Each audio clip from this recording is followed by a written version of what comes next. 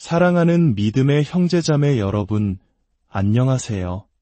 분주하고 때로는 외로운 세상 속에서 하나님의 말씀을 통해 잠시 쉼과 위로를 얻는 이 시간이 우리 모두에게 큰 축복이 되기를 소망합니다. 오늘 말씀을 나누기 전 잠시 여러분께 부탁의 말씀을 드립니다. 지금 보고 계신 이 영상에 좋아요를 누르고 채널을 구독해 주시는 것은 단순히 숫자를 늘리는 일이 아니라 더 많은 영혼에게 하나님의 은혜와 진리의 말씀을 전하는 귀한 사역에 동참하는 것입니다. 여러분의 작은 손길 하나하나가 복음의 씨앗이 되어 어딘가에서 아름다운 열매를 맺을 줄 믿습니다. 이 귀한 사역에 함께해 주시는 모든 분들의 삶과 가정 위에 주님의 평안과 축복이 가득하기를 기도합니다. 자, 이제 우리는 시간과 공간을 거슬러 약 2000년 전 어느 항구 도시의 해변으로 함께 떠나보려 합니다. 그곳에는 위대한 사도 바울과 그를 사랑하고 존경했던 성도들의 가슴 아픈 이별의 장면이 펼쳐지고 있습니다. 오늘 우리가 함께 묵상할 사도행전 20장과 21장의 말씀입니다. 바울이 말을 마치자 그는 그 자리에 있던 모든 이들과 함께 무릎을 꿇고 기도했습니다. 사람들은 모두 슬피 울며 바울의 목을 끌어안고 입을 맞추었습니다. 그들을 가장 슬프게 한 것은 이제 다시는 내 얼굴을 보지 못할 것이라는 바울의 말이었습니다. 그들은 배에 오르는 바울을 끝까지 따라가며 배웅했습니다. 우리는 그들과 작별하고 배를 타고 항해를 시작했습니다. 코스 섬을 거쳐 로도스, 그리고 바다라에 이르렀습니다. 그곳에서 페니키아로 건너가는 배를 만나 올라탔습니다. 키프로스 섬을 남쪽에 두고 시리아로 향하여 두로 항구에 내렸습니다. 그곳에서 제자들을 만나 일해 즉 7일 동안 머물렀습니다. 그들은 성령의 감동으로 바울에게 예루살렘으로 가지 말라고 간곡히 말렸습니다. 하지만 머물 시간이 다 되자 우리는 다시 길을 떠났습니다. 모든 제자들이 아내와 자녀들과 함께 우리를 도시 밖까지 배웅해 주었습니다. 우리는 해변에 다 함께 무릎을 꿇고 기도했습니다. 서로 작별 인사를 나눈 후 우리는 배에 올랐고 그들은 집으로 돌아갔습니다. 우리의 여정은 계속되어 돌레마이에 이르러 형제들에게 안부를 전하고 하루를 함께 보냈습니다. 이튿날 가이사랴에 도착하여 7 집사 중 하나였던 전도자 빌립의 집에 머물게 되었습니다. 여기까지가 오늘 우리가 살펴볼 말씀의 배경입니다. 마치 한편의 여행 기록처럼 보이는 이 구절들 속에는 사실 예수님께서 디자인하신 교회의 가장 중요한 본질 중 하나가 깊이 숨겨져 있습니다. 우리는 매주 예수님께서 원하셨던 교회의 모습, 그 특징들을 하나씩 살펴보고 있습니다. 이것은 단순히 교회의 언약을 새롭게 하는 시간이기 때문만은 아닙니다. 여기 계신 분들, 혹은 이 말씀을 듣고 있는 모든 분들이 예수님에 대해 더 깊이 알고 싶다면 그분이 자신의 교회를 어떤 모습으로 설계하셨는지를 살펴보는 것보다 더 좋은 방법은 거의 없기 때문입니다. 오늘 우리가 주목할 교회의 특징은 사도행전 2장에 명확히 나와 있습니다. 초대 교회 성도들은 서로 교제하기를 힘썼다라고 기록되어 있습니다. 바로 교제, 즉 펠로우십입니다. 하지만 솔직히 말해 오늘날 교제라는 단어는 그 의미가 너무나 가벼워졌습니다. 우리는 흔히 교회 식당에서 함께 다과를 나누거나 주일학교 학생들과 버스를 타고 성지순례를 떠나는 것을 교제라고 생각합니다. 물론 그것도 교제의 일부일 수 있지만 성경이 말하는 본질과는 거리가 있습니다. 그래서 요즘 사람들은 그리스도인의 공동체라는 말을 더 선호하기도 합니다. 훨씬 더 깊은 의미를 담고 있죠. 예수 그리스도를 믿는 믿음과 복음이 참된 그리스도인의 공동체를 만들어냅니다. 하지만 오늘 저는 조금 더 도전적이고 실제적인 다른 단어를 사용해 보고자 합니다. 그것은 바로 영적 우정입니다. 성경은 우리에게 가르칩니다. 예수 그리스도의 복음은 우리를 단순히 하나님의 마음속으로 더 깊이 들어가게 하거나 상처 입은 세상의 마음속으로 더 깊이 들어가게 하는 것에서 그치지 않습니다. 복음은 우리를 그리스도 안에 있는 다른 형제자매들의 마음속으로 더 깊이 이끌어 이전에 다른 어떤 인간관계에서도 경험해보지 못했던 심오함과 친밀함을 선물합니다. 방금 우리가 읽은 이 낯선 여행 기록은 처음부터 끝까지 바로 영적 우정에 관한 이야기입니다. 저는 오늘 이 본문을 통해 우리가 반드시 알아야 할 영적 우정의 4가지 중요한 원리를 나누고자 합니다. 영적 우정은 우리에게 반드시 필요하고 만들어지기 전에 먼저 발견되며 발견된 후에는 반드시 만들어가야 하고 그리고 영원하다는 것입니다. 첫째, 영적 우정은 우리에게 반드시 필요한 것입니다. 본문 속 바울의 삶에는 거대한 전환점이 찾아오고 있었습니다. 이 시점을 시작으로 그의 남은 생애는 끝없이 밀려오는 고난의 연속이 됩니다. 이전까지 바울은 자신의 삶을 주도적으로 이끌었습니다. 목표를 세우고 선교 여행을 떠나 복음을 전했죠. 하지만 사도행전 20장 22절에서 그는 이렇게 말합니다. 보라, 이제 나는 성령에 매여 예루살렘으로 가는데 거기서 무슨 일을 당할는지 알지 못하노라. 그는 예루살렘에 가면 체포되고 투옥될 것을 알고 있었습니다. 그리고 실제로 그렇게 되었습니다.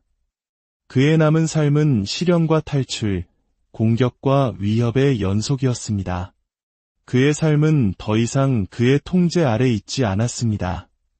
그런데 바로 이 시점부터 놀라운 변화가 일어납니다. 바울이 엄청나게 많은 시간을 친구들과 함께 보내기 시작했다는 것입니다. 본문을 자세히 보십시오. 그가 가는 곳마다 친구들이 그를 둘러싸고 있습니다. 함께 해변까지 걸어가고 몇 시간이고 함께 울고 토론하고 기도합니다. 갑자기 그의 삶은 친구라는 바다에서 헤엄치는 것과 같아졌습니다. 이것이 우리에게 무엇을 말해줄까요? 바로 이것입니다. 깊은 영적 우정을 필요로 하고 갈망하는 것은 영적으로 미성숙하다는 증거가 아니라 오히려 성숙하다는 증거라는 사실입니다. 그것은 약함의 표시가 아니라 건강함의 표시입니다. 창세기 2장을 보면 하나님께서 아담을 창조하신 후 이런 말씀을 하십니다. 죄가 세상에 들어오기 전 모든 것이 보시기에 좋았더라라고 말씀하시던 하나님께서 유일하게 좋지 않다고 말씀하신 것이 있습니다. 바로 사람이 혼자 사는 것이 좋지 아니하니라는 말씀입니다. 아담이 혼자 있는 것이었습니다. 이것이 의미하는 바는 매우 심오합니다. 아담이 외로웠던 것은 그가 불완전해서가 아니라 오히려 그가 완전했기 때문입니다. 친구를 향한 갈망은 죄의 결과가 아닌 유일한 갈망입니다. 배고픔, 질병, 죄책감, 삶의 의미 상실과 같은 다른 모든 갈망은 죄에서 비롯되었지만 관계에 대한 갈망만큼은 하나님의 완벽한 설계의 일부였습니다. 하나님은 우리가 친구 없이는 낙원조차 온전히 즐길 수 없도록 만드셨습니다. 우리의 기쁨은 친구와 함께 나눌 때 비로소 완성되도록 설계하셨습니다. 이것을 우리 삶에 적용해 봅시다. 만약 당신이 외롭다면 더 많은 친구, 더 가까운 친구를 원한다면 그것은 당신에게 문제가 있다는 뜻이 아닙니다. 당신은 지극히 정상입니다. 당신이 외로운 것은 당신이 나무가 아니기 때문입니다. 기계가 아니기 때문입니다. 당신이 하나님의 형상대로 관계적인 존재로 지어졌기 때문입니다. 물론 우리가 친구가 없는 이유 중 일부는 우리의 죄나 단점, 실수 때문일 수 있습니다. 하지만 친구를 갈망하는 그 열정과 필요 자체는 전혀 잘못된 것이 아닙니다. 오히려 지극히 건강한 신호입니다. 혹시 여러분 중에 과거의 상처나 실망 때문에 혹은 관계 맺는 것이 너무 피곤하다는 이유로 더 이상 사람을 필요로 하지 않겠다고 무의식적으로 결심한 분이 계십니까? 저는 간절히 부탁드립니다. 그러지 마십시오. 그렇게 마음의 문을 닫는 것은 여러분의 영혼을 병들게 하는 일이며 하나님의 설계에 어긋나는 일입니다. 우리가 사람을 덜 원할수록, 친구를 덜 원할수록 우리는 하나님과 예수님을 덜 닮아가게 됩니다. 예수님을 보십시오. 그분은 가장 위대하고 강한 분이셨지만 12명의 친구들을 절실히 필요로 하셨습니다. 그들은 예수님을 제대로 이해하지도 못했고 계속해서 실망시켰으며 그분의 마음에 상처를 주기도 했습니다. 그럼에도 예수님은 끊임없이 자신의 가장 깊은 생각과 마음을 그들과 나누셨습니다. 나와 함께 깨어 기도해 줄 수 없겠느냐? 고 부탁하셨습니다.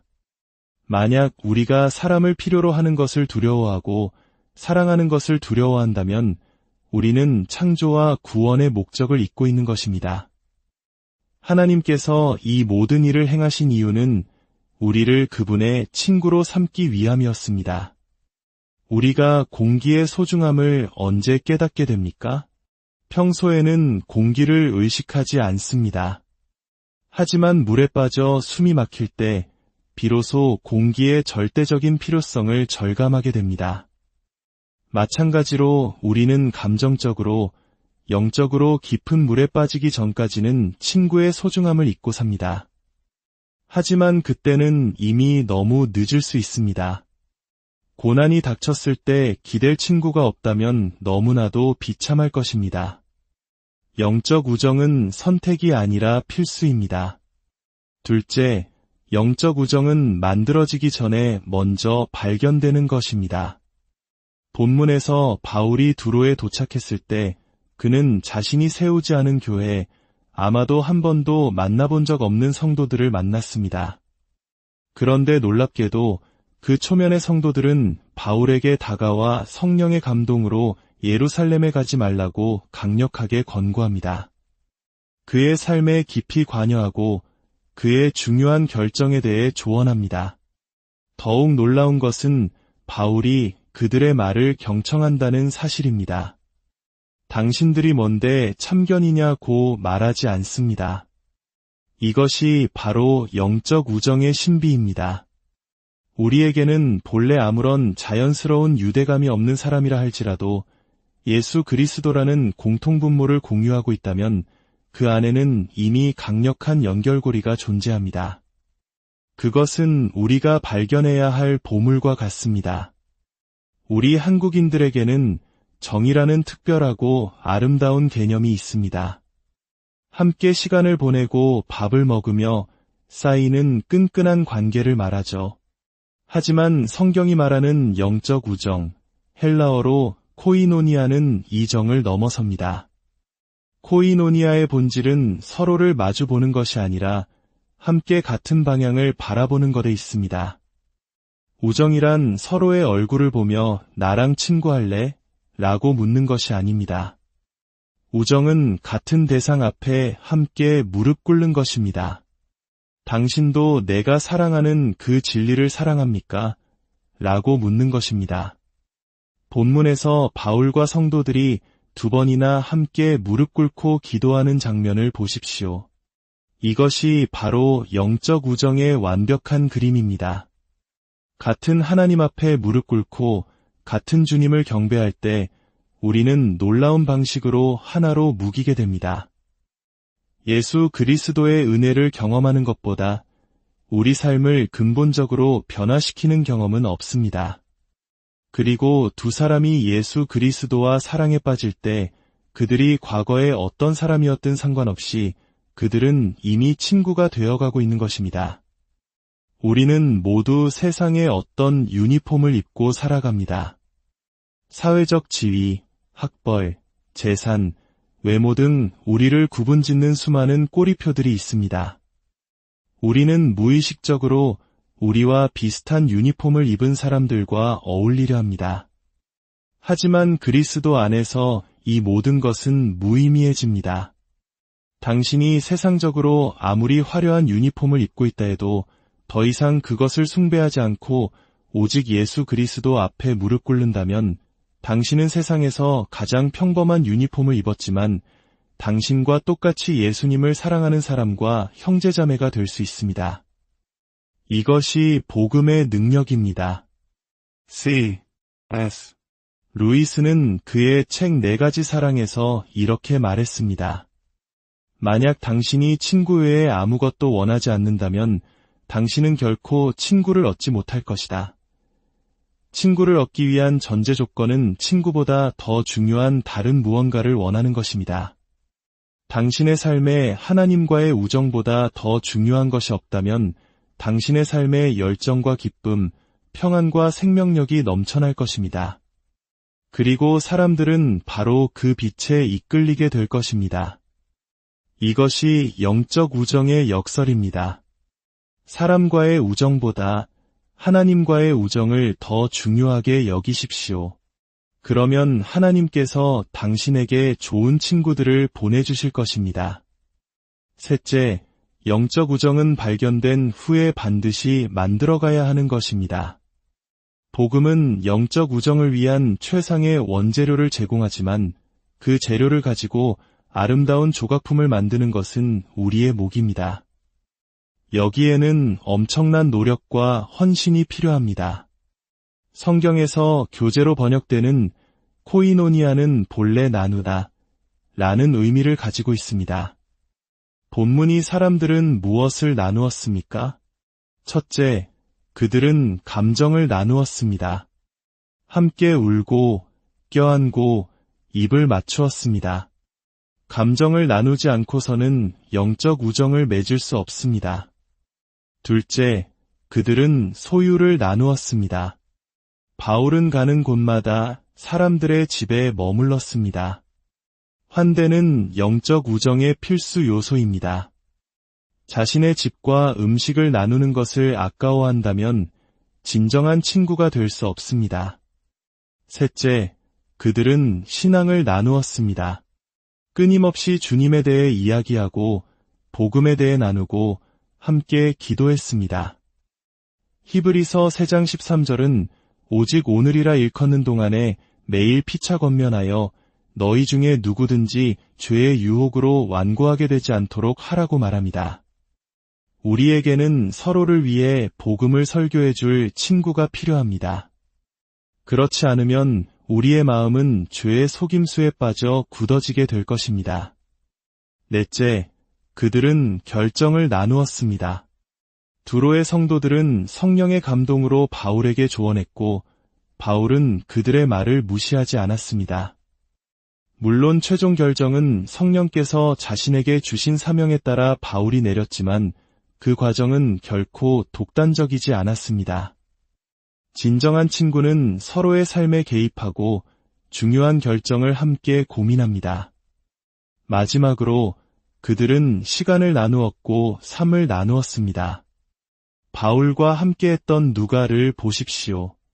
그는 바울이 예루살렘에 가면 죽을 수도 있다는 것을 알면서도 그와 함께 갔습니다. 왜 그런 어리석은 짓을 했을까요? 그것이 바로 우정이기 때문입니다. 진정한 우정은 상대방이 나에게 무엇을 해줄 수 있는가를 계산하지 않습니다. 상대방이 나를 기쁘게 해주거나 나를 인정해줄 때만 사랑하는 것은 사랑이 아니라 이용입니다. 진정한 친구는 좋을 때나 어려울 때나 내가 곁에 있을게 라고 말해주는 사람입니다. 넷째, 영적 우정은 영원하다는 것입니다. 본문에서 누가는 계속해서 이별의 장면을 보여줍니다. 다시는 보지 못할 것이다. 영원한 안녕. 하지만 그들의 슬픔 속에는 이상한 평온함과 위엄이 느껴집니다. 왜 그럴까요? 세상의 어떤 종교도 우정이 영원하다고 믿지 않습니다. 죽음은 모든 관계의 끝이라고 말합니다. 하지만 기독교는 다릅니다. 우리 하나님은 홀로 존재하시는 분이 아니라 성부, 성자, 성령, 세 위격이 영원 전부터 사랑과 교제 안에서 하나이신 삼위일체 하나님이시기 때문입니다. 관계와 우정은 세상이 창조되기 전부터 하나님의 본성 안에 존재했습니다. 따라서 우리의 창조는 하나님의 우정의 결과이며 우리의 운명은 영원한 우정입니다. 바다에서 사랑하는 사람을 잃은 한 여인의 슬픈 민요가 있습니다. 그녀는 해변에 서서 차가운 바다를 향해 절규합니다. 오, 깊고 푸른 바다여, 내 사랑이 평안히 잠들어 있나요? 그를 따뜻하게 지켜주고 있나요? 그녀는 바다가 인격적인 존재인 것처럼 말을 걸지만 후렴구는 이렇게 답합니다. 깊은 바다는 무엇이라 말하는가?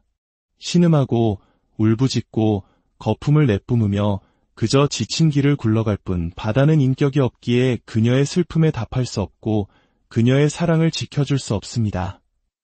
하지만 18세기 위대한 신학자 조나단 에드워즈가 죽음을 앞두고 멀리 떨어져 있는 아내에게 마지막 편지를 구술했을 때 그는 이렇게 말했습니다.